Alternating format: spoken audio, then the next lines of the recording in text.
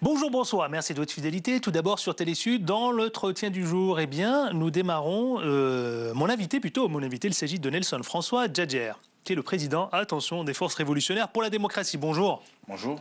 Merci d'avoir accepté notre invitation, on vous connaît un peu ici. On va essayer de, comment dirais-je, de décrypter et puis surtout d'analyser un peu mieux ce qui se passe en ce moment en Centrafrique. Vous le voulez bien? Pas de souci. Alors écoutez, c'est parti. Un accord a été trouvé entre les ex-Séléka, renommés FPRC, et les anti-Balaka dans la capitale Nairobi, kenyane. Signé sans la participation du gouvernement de transition centrafricain, qui l'a clairement rejeté. Le texte décrète un cessez-le-feu et il octroie en même temps aux signataires une amnistie générale. Qu'est-ce que cela vous inspire ? Écoutez, je suis vraiment très déçu du comportement du président Denis Sassou Nguesso parce que j'avais cru que par sa position de médiateur, il allait vraiment essayer de réunir tous les Sud-Africains et de ramener vraiment la paix. Et malheureusement, M. Denis Sassou Nguesso est en train de jouer à un jeu très dangereux qui peut un de ces 4 matins, lui brûler les doigts, parce que c'est inadmissible que des criminels, des gens qui sont responsables des crimes, qui ont eu à assassiner des Centrafricains comme Djoto Dia et Bozizé, puissent avoir l'immunité en vertu de quoi? Donc ils doivent répondre devant la justice pour que ces familles endeuillées puissent faire leur deuil. Vous êtes en train de nous dire ici, tous sont passibles de poursuites pour crimes de guerre, pour des exactions commises en Centrafrique. J'imagine que vous faites allusion à Bozizé et à Djoto Dia. Oui, mais ce n'est pas Bozizé et Djoto Dia seuls qui ont assassiné des Centrafricains. Il y a aussi le criminel Jean-Jacques Demafout, qui est conseiller et l'homme tout-puissant, le cousin tout-puissant de Mme Samapanza, qui aujourd'hui, qui clame haut et fort, qui n'a pas le sang des Centrafricains entre ses mains. Il y a plein de criminels qui sont encore aujourd'hui libres dans Bangui. Donc ils doivent aussi répondre devant la justice. Donc il est hors de question d'amnistier qui que ce soit. Donc, si aujourd'hui, moi, M. Djadjer, si j'ai tué quelqu'un, ok, je suis prêt à me mettre à la disposition de la justice, mais pas la justice africaine. C'est-à-dire qu'il faudrait que ce soit la justice de la Cour pénale internationale qui doivent maintenant faire un travail de fond, c'est-à-dire depuis tous les crimes qui ont eu lieu depuis le temps de Bokassa jusqu'à Samapanza, tous les crimes qui ont eu lieu sous ces régimes doivent être élucidés pour permettre à ces familles Pourquoi faire appel à eux dans le cadre de ce nouveau texte? Pourquoi faire appel à ces anciens présidents, Bozizé et Djoto Dia? Non, parce que c'est clair et net, parce que tout simplement, Bozizé est un franc-maçon, comme le président Sassou Nguesso, et Djoto Dia, qui a été nouvellement intronisé franc-maçon, et donc, et comme le père de la franc-maçonnerie en Afrique centrale, est M. Denis Sassou Nguesso, c'est pour ça qu'il a tenté de faire ce mécanisme en oubliant les victimes que ces derniers ont eu à faire sur les Sud-Africains. Donc, je ne vois pas pourquoi aujourd'hui on doit que prendre que Bozizé et Djoto Dia pour pouvoir signer un accord, alors qu'on oublie les victimes que eux ils ont été blessés. Donc, c'est inadmissible. Donc, la Centrafrique n'appartient pas qu'à Bozizé et M. Djoto Dia. Je suis vraiment désolé, s'il vous plaît. M. Djadjer. Je suis désolé.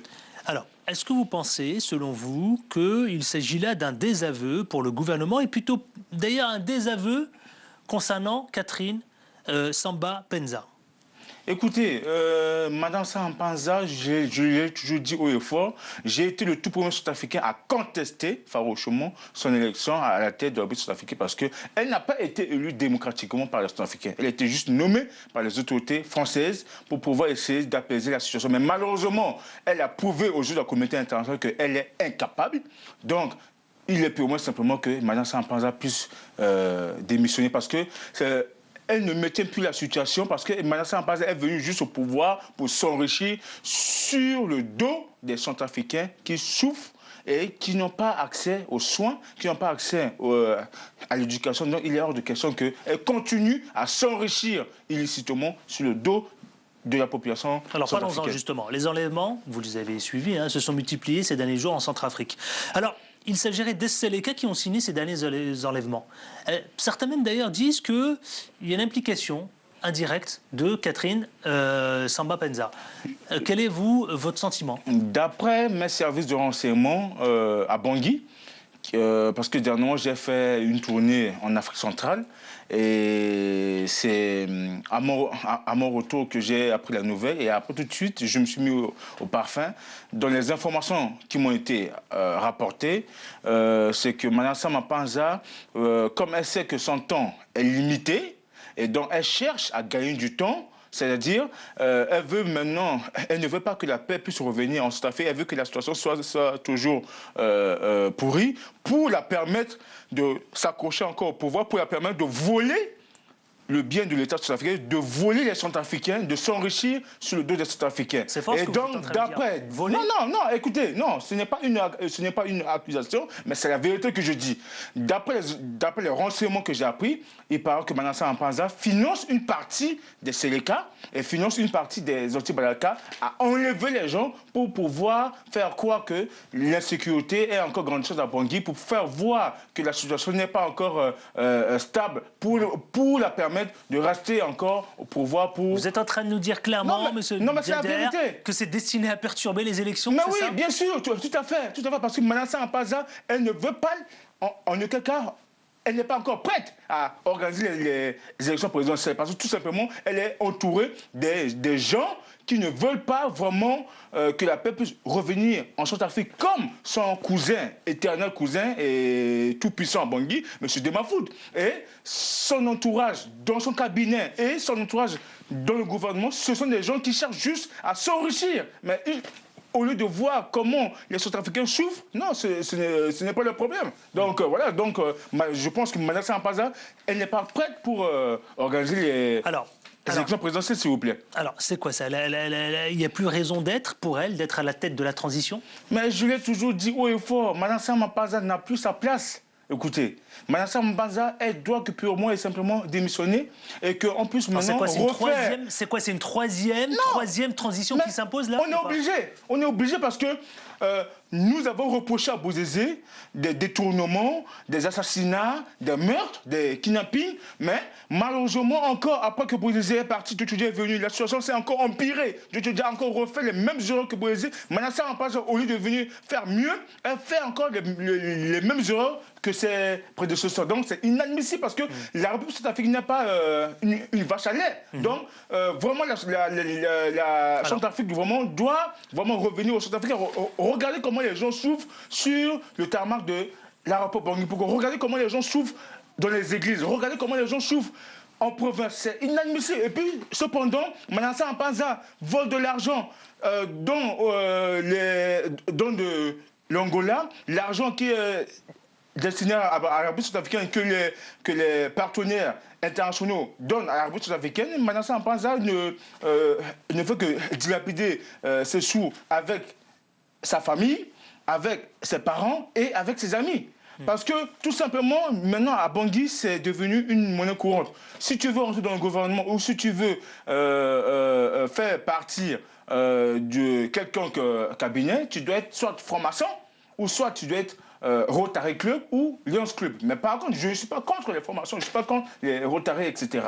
Mais c'est inadmissible, c'est inadmissible. C'est inadmissible qu'aujourd'hui, la République centrafricaine est devenue que... Finalement, tous ces lobbies que vous êtes en train de nous décrire, c'est un peu le modèle chez les pays voisins et puis d'autres pays en Afrique de l'Ouest, non?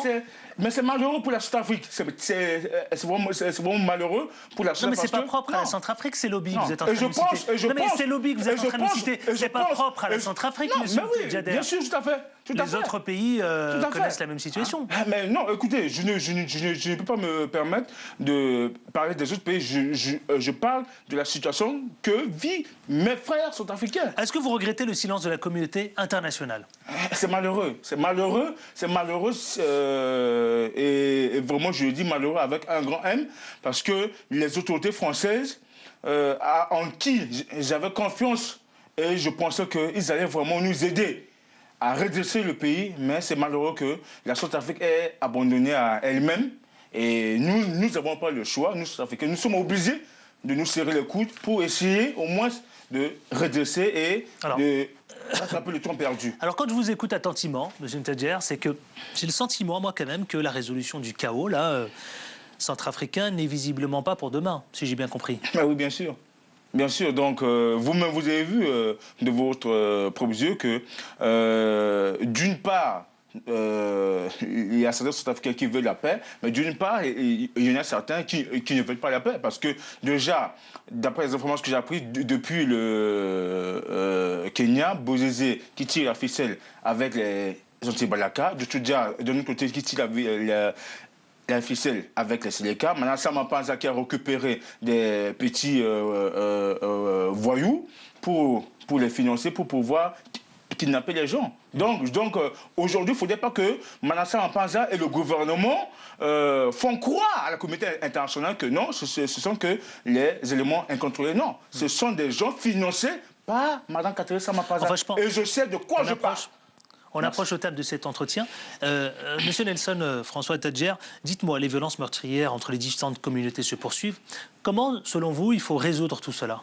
Mais la meilleure solution, j'ai toujours dit haut et fort, et je le dirai toujours, tant qu'on ne va pas arrêter Bozizé, tant qu'on ne va pas arrêter Djoudja, la paix ne sera jamais en plus africaine. Et tant que la justice de la Cour pénale internationale ne s'impose pas en République africaine pour arrêter tous les criminels qui ont eu à verser le sang des Sud-Africains, la paix ne reviendra jamais en République africaine. Donc il est temps à la communauté internationale de ouvrir la porte à la Cour pénale internationale de commencer à faire son travail. Parce qu'il il est hors de question que les gens qui ont eu à assassiner les Sud-Africains puissent revenir sur la table de négociation. Et moi j'ai dit ouvertement que mon mouvement à moi, mon parti à moi est prêt à adhérer à la paix, mais à une condition. Rappelez-nous le nom du mouvement. Force révolutionnaire pour la démocratie est prêt à adhérer à la paix, mais à une condition. Et j'ai dit à une condition que nous, au sein du Force révolutionnaire pour la démocratie, nous ne sommes pas prêts à tendre la main à Bozizé, à tendre la main à Djoudja, à tendre la main aux autres criminels qui ont versé le sang des Sud-Africains, parce que ce jour, ça sera que du m'as-tu vu, et ça ne sera pas un pardon franc et sincère. Tant qu'ils ne répondent pas devant la justice de leurs actes qu'ils ont eu à commettre. Dernière question, ce sera évidemment pour laisser place aux autres programmes. Dites-moi enfin, vous savez, la préoccupation, je ne vous l'apprends pas concernant la situation en Centrafrique, aujourd'hui elle préoccupe tout le monde. Même si je vous ai posé la question concernant le silence de la communauté internationale.